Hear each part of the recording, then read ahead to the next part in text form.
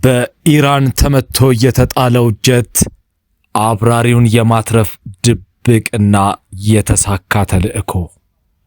አሜሪካ አንድም ዜጋዋን ወደ ኋላ አትሄድም። በራዳር ላይ ትታይ የነበረችው ነጥብ በድንገት ጠፋች።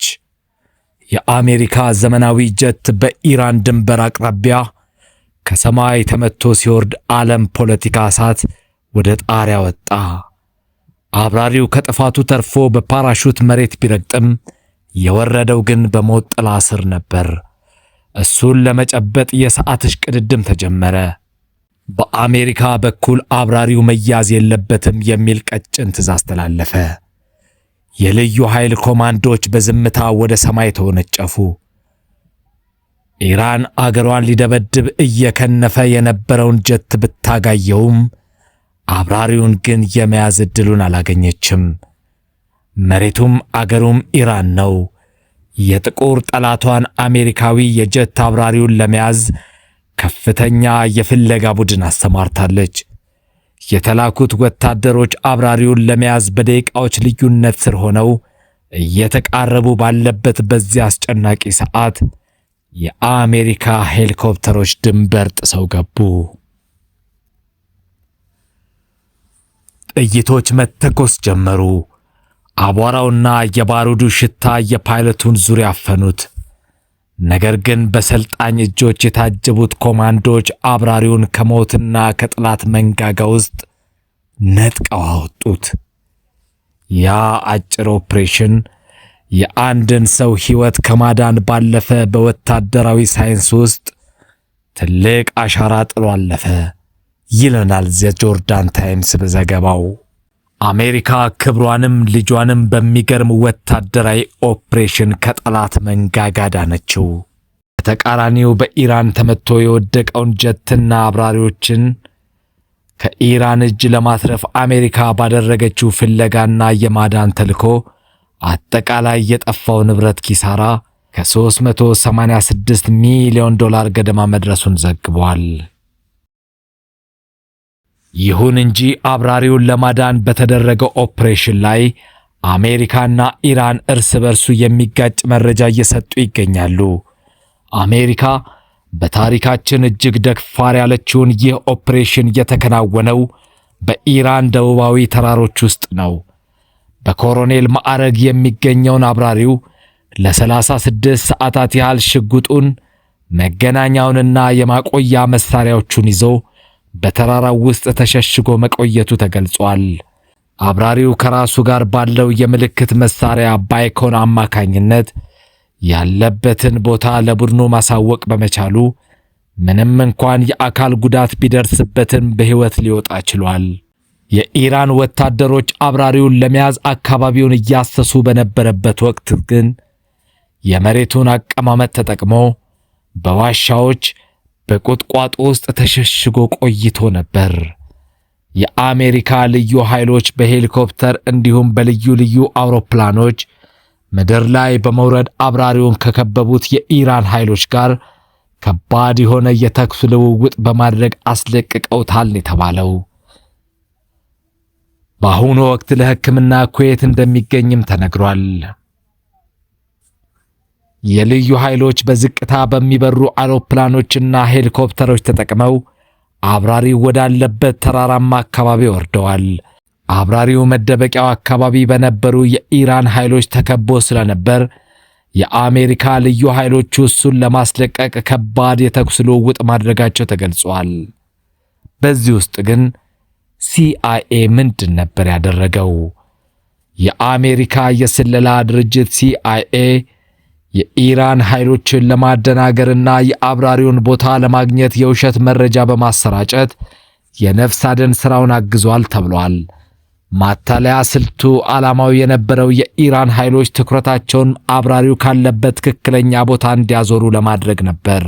የኢራን የደህንነት መዋቅሮች ውስጥ አሜሪካውያን አብራሪውን አግኝተውታል፣ በአሁኑ ሰዓትም በየብስ በመኪና ወደ ድንበር እያወጡት ነው የሚል የተሳሳተ መረጃ እንዲሰራጭ ተደርጓል። ይህም የኢራን ኃይሎች በየብስ ያለውን ፍለጋ ላይ እንዲያተኩሩና የአየር ክልላቸውን እንዲያጠብቁ በማድረግ አብራሪው በተደበቀበት ተራራማ አካባቢ የነበረውን ጥበቃ እንዲያላላ አድርጓል። አብራሪው የሚጠቀምበት የመገናኛ መሳሪያ ቤኮን በኢራን ኃይሎች በቀላሉ እንዲለይ ዲጂታል ማታለያዎችን ተጠቅመዋል። አብራሪው ያለበትን ትክክለኛ ቦታ የሚጠቁሙ ሲግናሎቹን በመደበቅ በሌሎች ቦታዎች ላይ ግን ተመሳሳይ የሚመስሉ ግን የሐሰት ሲግናሎችን በመልቀቅ የኢራንን የክትትል አዛብተዋል። ሲአይኤ አብራሪው በየትኛውም ተራራማ ዋሻ ወይም ገደል ውስጥ እንዳለ ለማወቅ ዩኒክ ካፓቢሊቲስ የተባሉ እጅግ ዘመናዊ የክትትል ቴክኖሎጂዎችን ተጠቅመዋል።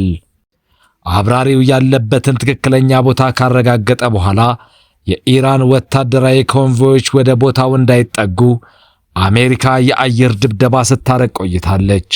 ኢራን አብራሪውን ለመያዝ ስትል ከፍተኛ የገንዘብ ሽልማት እስከ ማሳወቅ ደርሳ ነበር።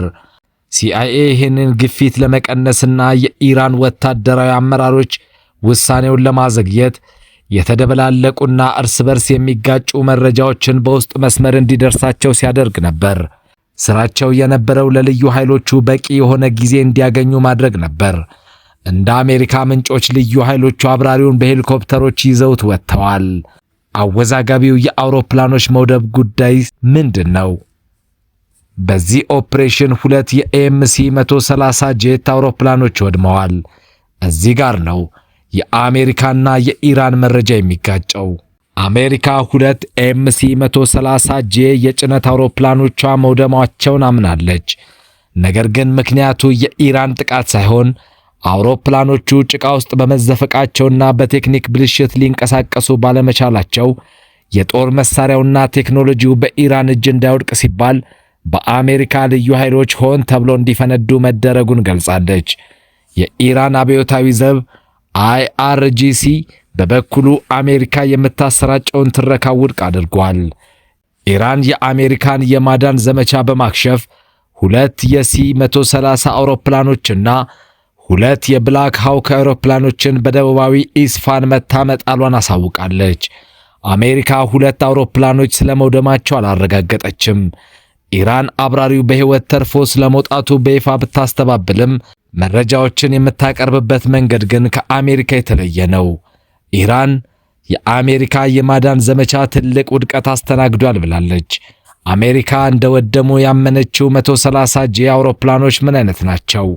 እነዚህ አውሮፕላኖች እጅግ ዘመናዊና የልዩ ኃይል አውሮፕላኖች ናቸው። እነዚህ አውሮፕላኖች ተራ ተጓጓዥ አውሮፕላኖች አይደሉም። የትም ግዛት ውስጥ ሰርገው በመግባት በዝቅተኛ ከፍታ ላይ በመብረርና በከባድ ሁኔታዎች ውስጥ የማረፍ ብቃት ያላቸው ናቸው። ለዚህም ነው ዋጋቸው እንዲህ ከፍተኛ የሆነው።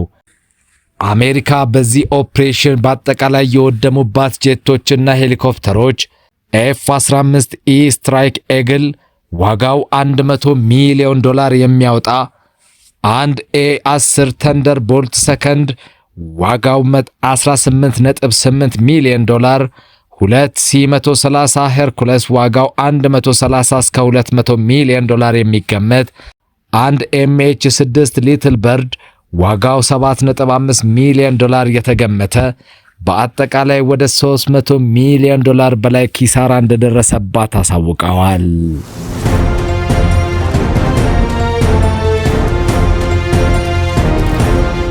ክቡራን የቻናላችን ተከታታዮች በኢራን ተመቶ ስለወደቀው የአሜሪካን ፓይለት እንዴት ተያዘ የሚል ዝርዝር ሁኔታን አስመልክቶ ያስተናዳኑ ዘገባ በዚህ ይጠናቀቃል።